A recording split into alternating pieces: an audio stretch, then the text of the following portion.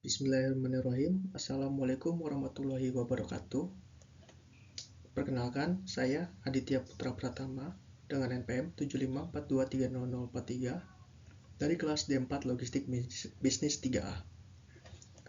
Di sini saya ingin mempresentasikan tugas metode penelitian saya dengan judul Analisis Kebutuhan Pelanggan Menggunakan House of Quality pada Layanan Travel Paster Trans, dengan dosen pengampu yaitu Dr. Noneng Nurjana, SP.MT. Kita masuk ke latar belakang dan tantangan.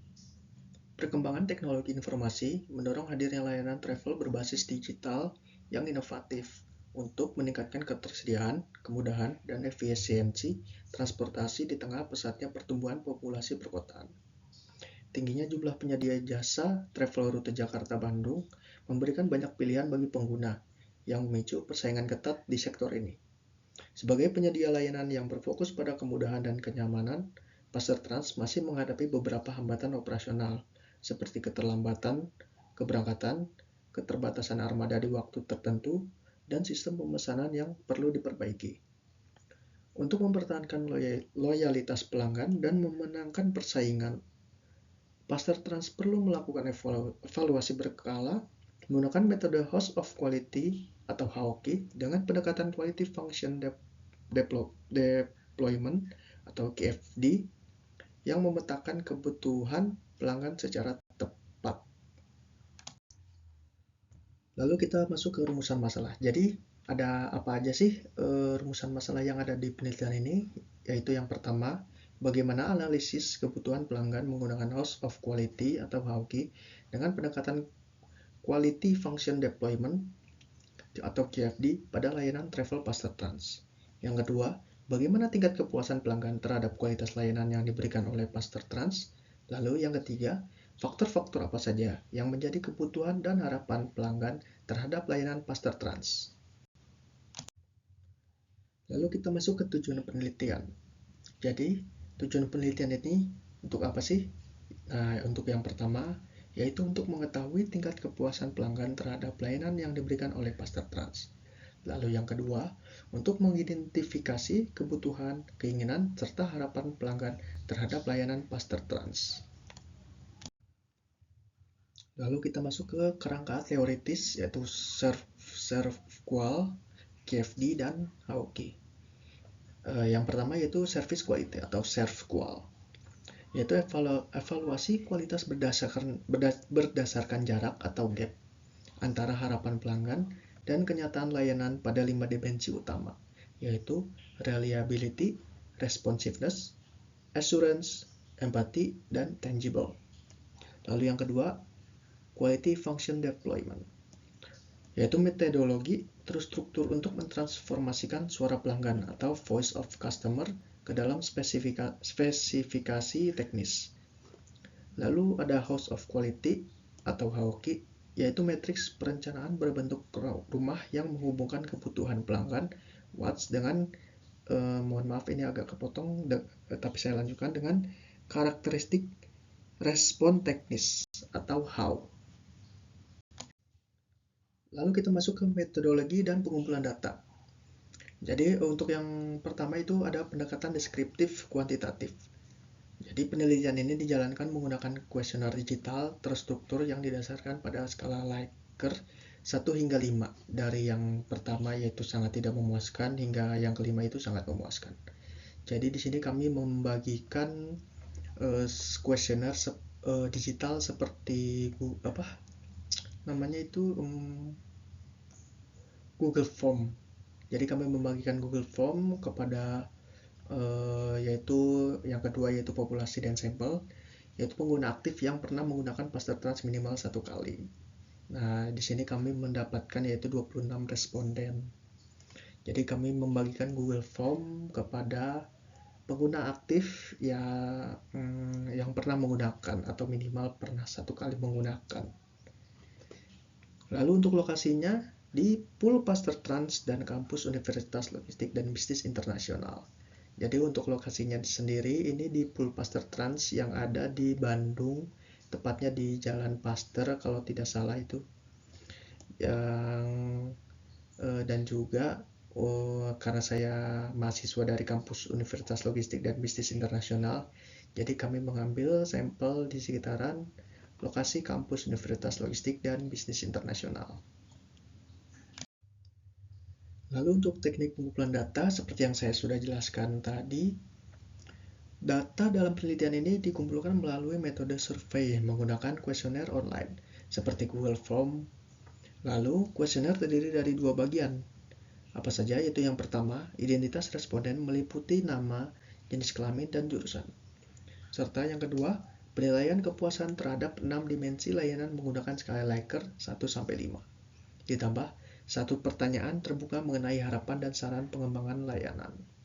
Jadi untuk tambahan satu pertanyaan ini, pertanyaan terbuka maksud saya, jadi seperti apa sih responden ingin harapan kedepannya untuk layanan travel Paster Trans ini. Keenam dimensi yang dijadikan variabel penelitian dalam kuesioner adalah: yang pertama, ketepatan waktu, keberangkatan, dan kedatangan. Lalu yang kedua, kewajaran harga tiket yang ditawarkan. Lalu yang ketiga, kualitas fasilitas pool atau tempat penjemputan.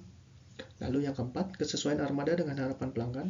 Lalu yang kelima, kemudahan dalam proses pembelian tiket. Lalu yang keenam, mohon maaf ini agak sedikit terpotong, saya lanjutkan saja. Kualitas pelayanan yang diberikan oleh kru travel. Jadi untuk yang pertama, ketepatan waktu, keberangkatan, dan kedatangan. Jadi variabelnya tuh apa aja sih? Yang pertama, ketepatan waktu dan keberangkatan dan kedatangan. Jadi si travel ini untuk ketepatan waktunya itu dalam keberangkatan dan kedatangan apakah sudah cukup puas atau sudah cukup tepat waktu menurut responden, seperti itu. Lalu yang kedua, kewajaran harga tiket yang ditawarkan. Jadi menurut responden, apakah tiket dari Travel Paster Trans ini sudah cukup affordable gitu, bisa sudah wajarkah harga tiket segitu untuk pelayanan yang ditawarkan? Apakah tidak terlalu mahal atau terlalu kemurahan? Jadi seperti itu. Lalu yang ketiga itu kualitas fasilitas pool. Jadi seperti tempat ruang tunggu, terus fasilitas toilet, kamar mandi, lalu fasilitas kebersihan, lain-lain. Jadi seperti itu. Lalu yang keempat, kesesuaian armada dengan harapan pelanggan. Jadi armada kita atau mobil kita nih yang kita harapkan apakah sudah sesuai dengan harapan kita? Apakah armadanya itu dapat yang bagus atau yang jelek, seperti itu. Lalu yang kelima, kemudahan dalam proses pembelian tiket. Jadi dalam proses pembelian tiket ini apakah sudah cukup mudah atau masih terbilang ribet, seperti itu. Lalu yang keenam, kualitas pelayanan yang diberikan oleh kru travel. Jadi apakah kru travel ini sudah menjalankan sesuai SOP perusahaan dia, atau apakah masih ada kelalaian, seperti itu. Nah, lalu kita langsung masuk ke profil kepuasan pelanggan. Di sini ada diagram pie atau diagram bulat. Dan di sini data jumlah responden yaitu ada 26 orang. Yaitu yang puas itu 10 orang, cukup puas 12 orang, dan kurang puas 6 orang. Kita bisa lihat di sini mayoritas pelanggan yaitu 84,7% berada pada kategori cukup puas hingga puas. Jadi pada diagram yang berwarna merah di sini yaitu cukup puas berada di angka 46,2%. Lalu pada bagian biru yaitu puas berada pada 38,5%, dan untuk yang abu-abu yang merasa kurang puas di sini berada di angka 15,4%. Tapi di sini untuk mayoritas pelanggan yaitu sebesar 84,7%, mereka sudah merasa cukup puas. Lalu di sini ada penjelasan dari diagram tadi. Hasil dari diagram lingkaran atau pie diagram tersebut ialah sebagian besar responden dengan jumlah 84,7% sudah merasa cukup puas, hingga puas dengan jumlah cukup puas di angka 46,2%, yaitu sebanyak 12 orang, dan puas di angka 38,5% dengan jumlah 10 orang. Lalu hanya 15,6% atau sekitar 6 orang saja dari total sampel yang merasa dirinya kurang puas dengan layanan dari travel consultants tersebut. Sehingga hanya perlu memerlukan perbaikan minor saja dari segi pelayanan dan ketepatan waktu. Jadi untuk yang merasa kurang puas di sini, mereka merasa hanya perlu ada sedikit perbaikan dari segi pelayanan dan ketepatan waktu.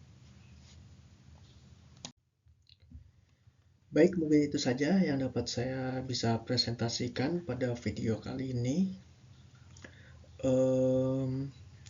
Sebagai rangkuman, kita telah membahas beberapa poin penting, mulai dari latar belakang, tujuan, hingga solusi yang ditawarkan. Saya berharap apa yang telah saya presentasikan hari ini atau dalam video ini dapat memberikan gambaran yang jelas dan bermanfaat bagi kita semua. Lalu saya juga ingin berterima kasih yang telah menonton video ini sampai akhir, dan juga saya ingin mohon maaf apabila saya ada salah pengucapan atau salah